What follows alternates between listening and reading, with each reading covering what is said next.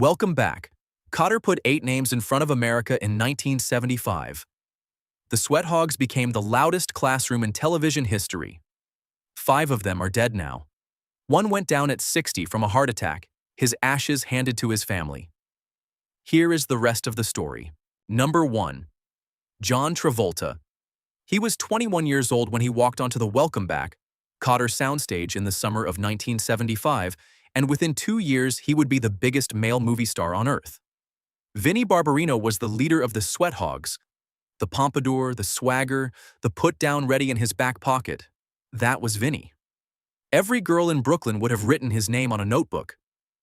Travolta played him with a smirk that turned soft the second a girl looked at him sideways, and that contradiction was the engine that made the show a phenomenon. He was born in Englewood, New Jersey, the youngest of 6 children. His father sold tires. Helen Cecilia, his mother, taught high school drama and pushed all 6 of her children at the stage. John dropped out of Dwight Morrow High School at 16, did summer stock in New Jersey, and was on the Broadway tour of Grease playing Duty when the call for Welcome Back, Kotter came in. The first heartbreak arrived before the show was even halfway through its run. He fell in love with the actress Diana Hyland, who had played his mother in the television film The Boy in the Plastic Bubble. She was 39 when they met. He was 22. 9 months into the relationship, in March of 1977, Diana Hyland died of breast cancer in his arms. She was 41. He has said for almost 50 years that the loss reshaped him. By season 4, Saturday Night Fever and Grease had made him a phenomenon, and ABC restructured his contract down to a special guest star credit at $2,000 an episode. He married the actress Kelly Preston in Paris in September of 1991. They had a son named Jet, a daughter named Ella Blue, and a second son named Benjamin. Their oldest, Jet, who was autistic and lived with seizures, died on a family vacation in the Bahamas on the 2nd of January in 2009. He was 16 years old. The seizure happened inside the bathroom of the old Bahama Bay Hotel. He struck his head on the bathtub. Travolta has called it the worst day of his life. 11 years later, in the summer of 2020, Kelly Preston died of breast cancer at their home in Clearwater, Florida. She was 57. Almost no one had known she was sick. He is 72 years old now. The man still flies his own jets. Acting still pays him for 2 or 3 films a year. His daughter has launched a music career and dedicated a single to her mother. The man who once sang Greased Lightning has buried a girlfriend at 23, a son at 54, and a wife at 66. The Vinnie Barbarino swagger turned out to be the smallest thing about him. 2 on the call sheet was a kid from Perth Amboy, New Jersey, who had based his entire performance on a Marx brother. Robert Hegyes played Juan Luis Pedro Filippo de Huevos Epstein, the half-Jewish, half-Puerto Rican wheeler dealer of the Sweathogs, the one who forged notes from his mother and could talk a teacher out of any detention in the building.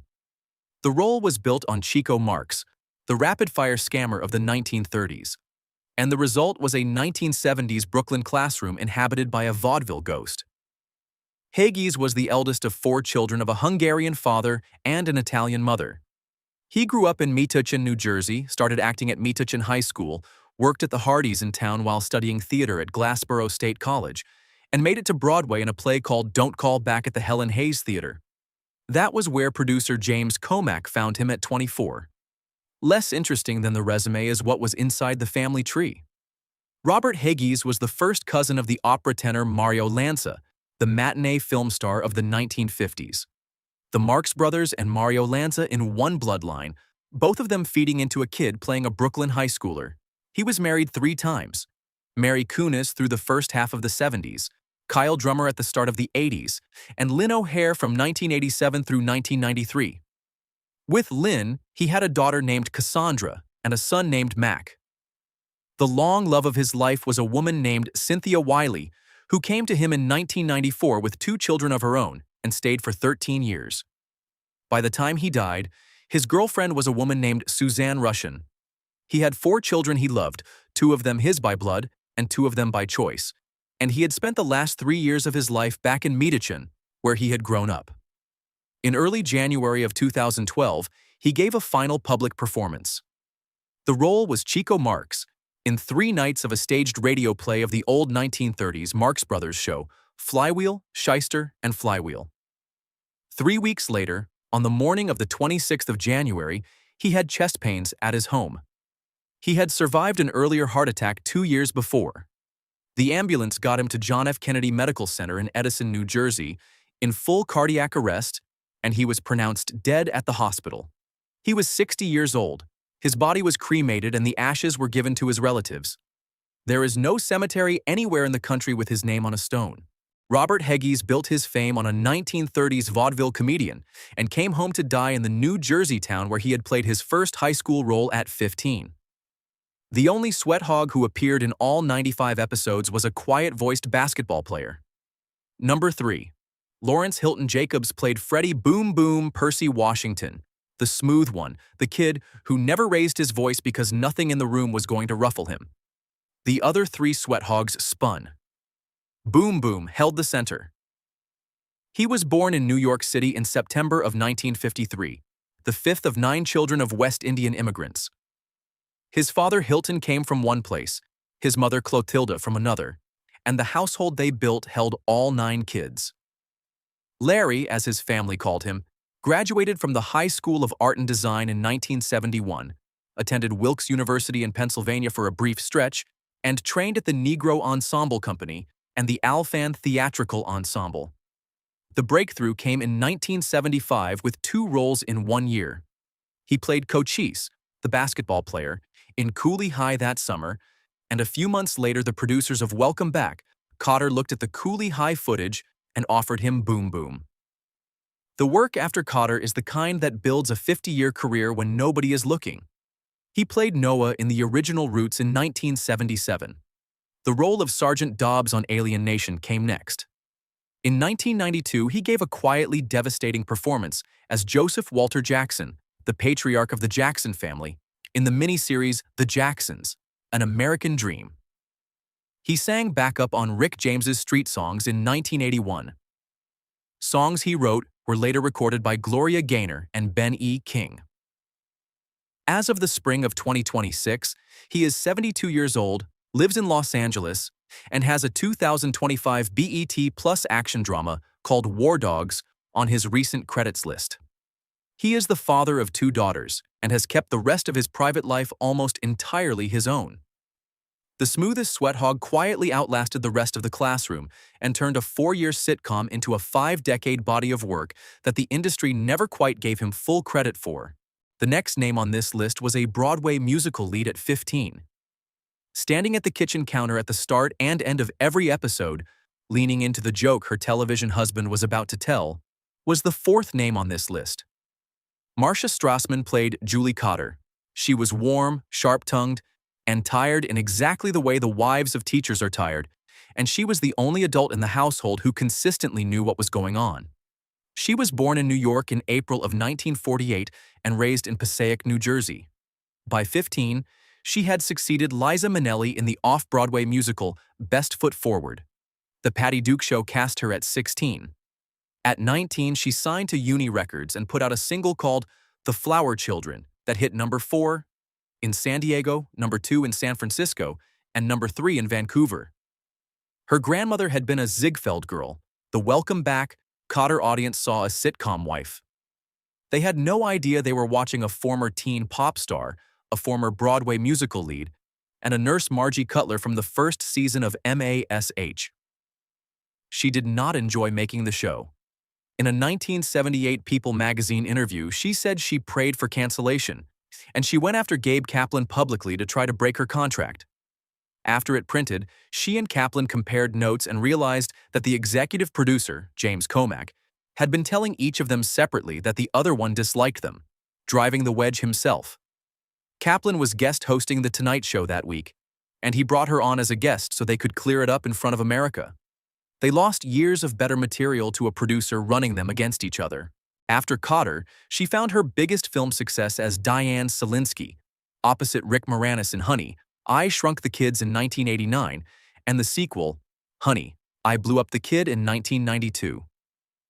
In March of 2007, doctors told her that breast cancer had already spread to her bones. They gave her 2.5 years. She lasted 7. The memoir she published was called Life with a Side Order of Cancer. She served on the national board of the Screen Actors Guild as a labor activist. For years before her own diagnosis, she had fundraised for cancer research. On the 24th of October in 2014, she died at her home in Sherman Oaks at the age of 66. Her body was cremated. The ashes were given to her daughter, the costume designer Elizabeth Collector, and there is no public resting place anywhere in California with her name on a marker. Marcia Strassman was the most accomplished woman in the cast, and she was the one who fought hardest to live. If these stories have stayed with you tonight, hit the subscribe button so the next one finds you when it goes up.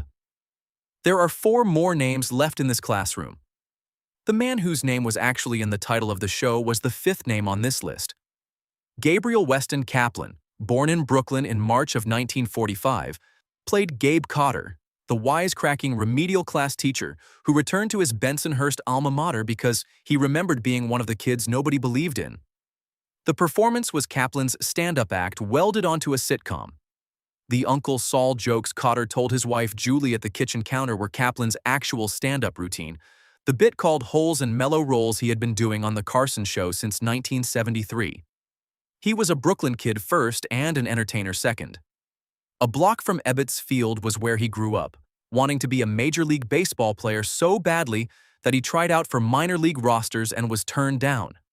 He worked as a bellman at a Lakewood, New Jersey hotel where touring stand-ups performed at night, watched them long enough to know he could do it, and started doing his own act at Manhattan clubs in 1964. Welcome back. Kotter was based on his own remedial classmates at New Utrecht High School, the Brooklyn high school he had attended without graduating. The Sweathogs were composites of kids he had actually known. Heading into the 4th season, James Comack pushed him too far. Kaplan broke his contract over creative disputes and appeared in only 8 of the final 23 episodes. Within 3 years of the show ending, he was finished with full-time acting. He starred in Fast Break in 1979 and a 1-season NBC sitcom called Lewis and Clark in 1981. The 1983 HBO film Groucho gave him the role of his idol, Groucho Marx. After that, almost nothing. He turned to financial markets and made a fortune. Professional poker gave him another one.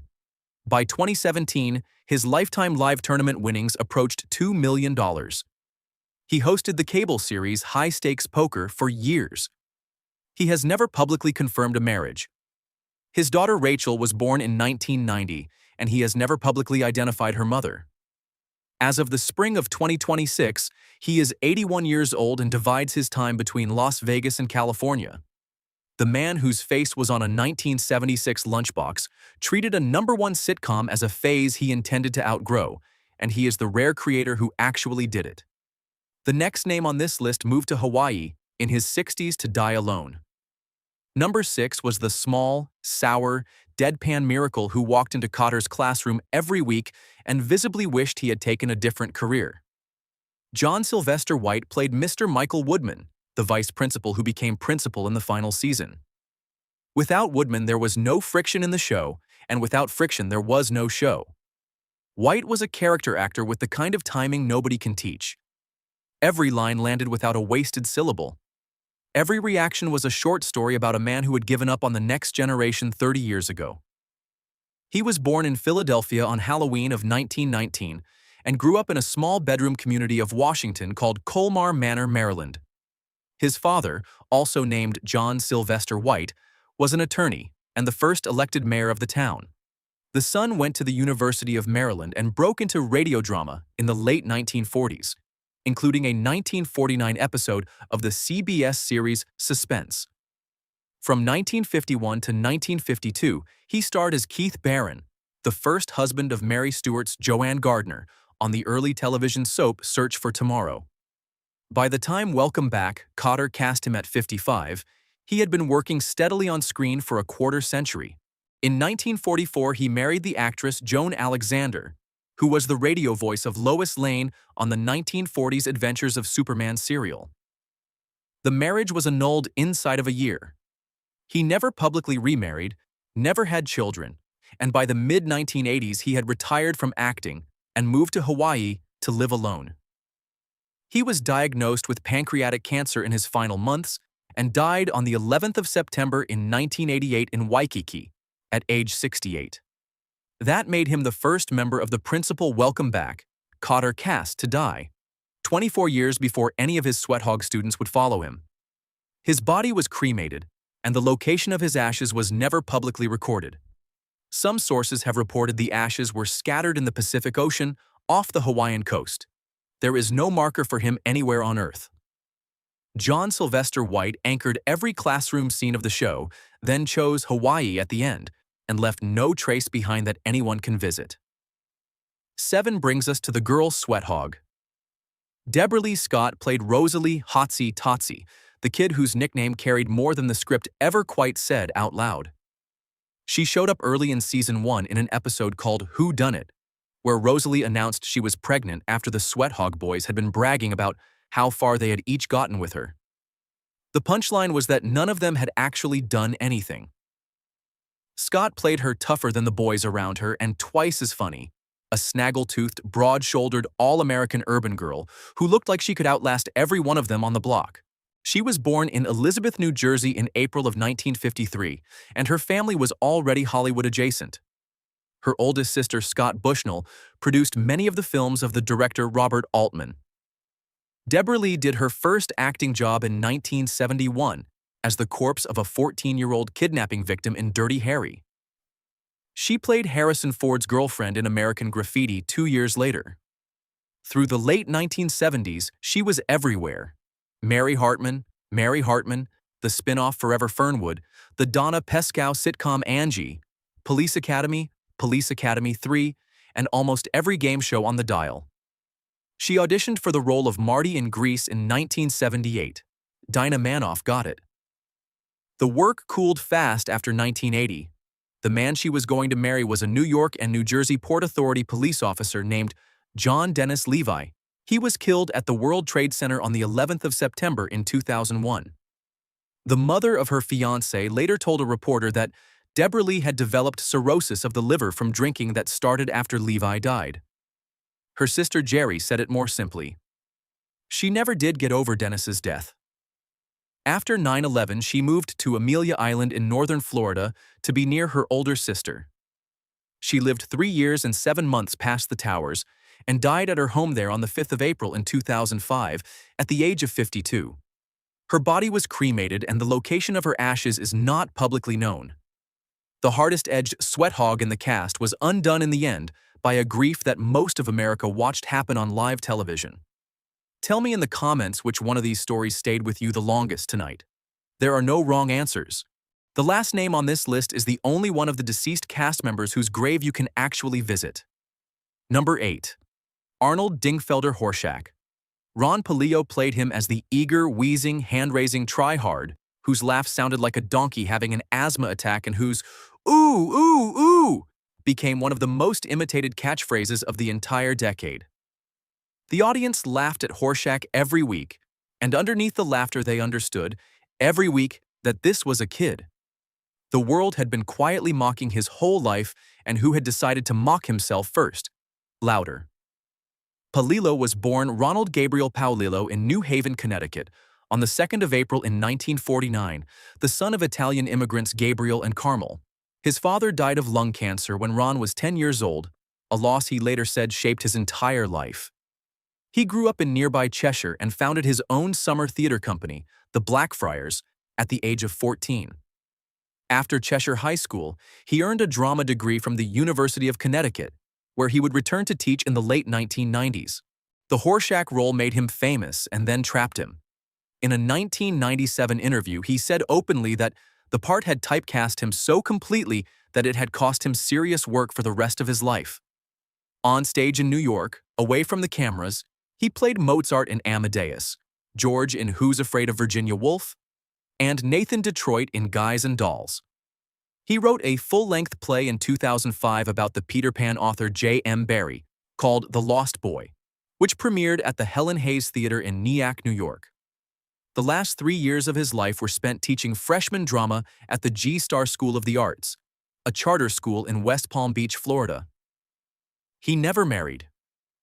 For 41 years, he shared his life with his partner Joseph Graham, a retired actor he had met on a film set in 1971. On the morning of the 14th of August in 2012, at his home in the Mirasol community of Palm Beach Gardens, he had a heart attack. Joseph Graham called 911. The ambulance reached Palm Beach Gardens Medical Center, and Ron Palillo was pronounced dead on arrival. He was 63 years old. Robert Hegyes had died exactly 7 months and 19 days earlier from the same cause, a heart attack at home. His funeral was held in Palm Beach Gardens on the 22nd of August, and his body was sent home to Connecticut.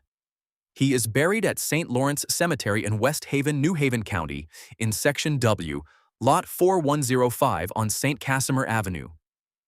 Of the 5 members of the principal cast who are no longer alive, he is the only one whose name is on a stone you can drive to.